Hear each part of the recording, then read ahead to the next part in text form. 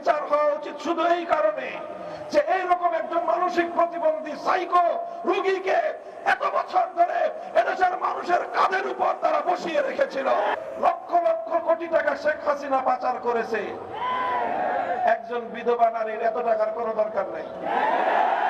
হাজার হাজার নিরপরাধ মানুষের হত্যাকাণ্ডের দায়ে শেখ হাসিনাকে যে কোনো মূল্যে ধরে এনে বাংলার মাটিতে বিচারের কাঠগড়ায় দাঁড় করাতে হবে।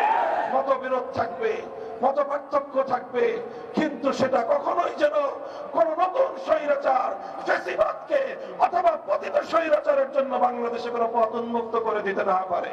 একতরফা প্রতিশোধ পরায়ণতার কারণে একটা মানসিক বৈকল্যের শিকার একজন মানুষের নাম শেখ হাসিনা। আমি বলি, আওয়ামী লীগের নেতৃবৃন্দের বিচার হওয়া উচিত শুধু এই কারণে যে এইরকম একজন মানসিক প্রতিবন্ধী সাইকো রোগীকে এত বছর ধরে এদেশের মানুষের কাঁধের উপর তারা বসিয়ে রেখেছিল। আর এই মানসিক বিকারগ্রস্ত শেখ হাসিনা অব্যাহতভাবে চেষ্টা চালিয়ে গিয়েছে বাংলাদেশকে একটি ব্যর্থ রাষ্ট্রে পরিণত করার জন্য। তার চেষ্টা ছিল, তার সাধনা ছিল বাংলাদেশের প্রধানমন্ত্রী হওয়া নয়, অন্য আরেকটি দেশের তিলকমালী মুখ্যমন্ত্রী হওয়াই ছিল তার সাধনা। সংগ্রামী সাথী ও বন্ধুগণ, তাই আজ আমাদেরকে মনে রাখতে হবে, লক্ষ লক্ষ কোটি টাকা শেখ হাসিনা পাচার করেছে। একজন বিধবা নারীর এত টাকার কোনো দরকার নেই। হাজার হাজার নিরপরাধ মানুষের হত্যাকাণ্ডের দায়ে শেখ হাসিনাকে যে কোনো মূল্যে ধরে এনে বাংলার মাটিতে বিচারের কাঠগড়ায় দাঁড় করাতে হবে। সকলকে ঐক্যবদ্ধ থাকতে হবে দেশের স্বার্থ রক্ষার জন্য। মতবিরোধ থাকবে, মত পার্থক্য থাকবে, কিন্তু সেটা কখনোই যেন কোন নতুন স্বৈরাচার ফ্যাসিবাদকে অথবা পতিত স্বৈরাচারের জন্য বাংলাদেশে কোনো পথ উন্মুক্ত করে দিতে না পারে। অবস্থার মাধ্যমেই সম্ভব। তাই মানব রচিত তন্ত্র মন্ত্র বাদ দিয়ে আল্লাহ প্রদত্ত রাজনৈতিক বন্দোবস্ত খেলাফতের প্রতি আমি সকলকে আহ্বান জানাচ্ছি। আপনারা বাংলাদেশ খেলাফত মজলিস, বাংলাদেশ খেলাফত যুব মজলিস সহ ছাত্র মজলিসের পতাকা তলে শামিল হন। ইনশাআল্লাহ আগামী দিনে ইনসাফপূর্ণ একটি সমাজ গঠনে আমাদের এই প্রচেষ্টা অব্যাহত থাকবে। একতরফা প্রতিশোধ পরায়ণতার কারণে একটা মানসিক বৈকল্যের শিকার একজন মানুষের নাম শেখ হাসিনা।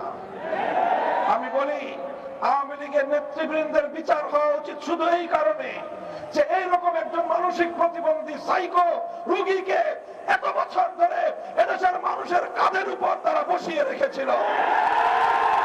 আর এই মানসিক বিকারগ্রস্ত শেখ হাসিনা অব্যাহতভাবে চেষ্টা চালিয়ে গিয়েছে বাংলাদেশকে একটি ব্যর্থ রাষ্ট্রে পরিণত করার জন্য।